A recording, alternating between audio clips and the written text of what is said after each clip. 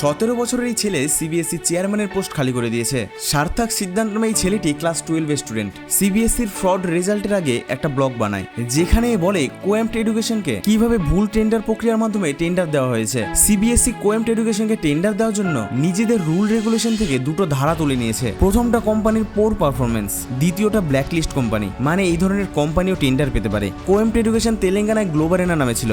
সেখানে অনেক খারাপ পারফরমেন্সের কারণে তেলেঙ্গানা সরকার এই কোম্পানিকে ব্ল্যাকলিস্ট করে দেয়। কিন্তু সিবিএসসি যদি এই দুটো ধারা তুলে না নিত তাহলে টেন্ডার পেতই না। এবার এইসব ধরনের ফ্রড ব্ল্যাকলিস্ট কোম্পানি যাতে টেন্ডার না পায় এটা দেখার দায়িত্ব এডুকেশন মিনিস্ট্রির। আর মিনিস্ট্রি মিডিয়ার কাজ ছিল তুলে ধরা, কিন্তু কেউ নিজের কাজ ঠিকমতো করেনি, শুধুমাত্র এই ক্লাস 12 স্টুডেন্ট ছাড়া। এরপরই সিবিএসসির এই ব্যর্থতা থেকে 2রা জুন এই ক্লাস 12 পড়ুয়াকে পার্লামেন্টারি কমিটির সামনে পারসেপশন দেওয়ার জন্য ডেকে আনা হয়। আর এই ক্লাস 12 সার্থক ভুল টেন্ডার প্রক্রিয়ার 7 পাতা ডকুমেন্ট সাবমিট করে। এর কিছু মুহূর্তের মধ্যেই সিবিএসসির চেয়ারম্যান রাহুল সিং আর সিবিএসসি সেক্রেটারি সাথে এডুকেশন সেক্রেটারি সবার একসাথে ট্রান্সফার করে দেওয়া হয়।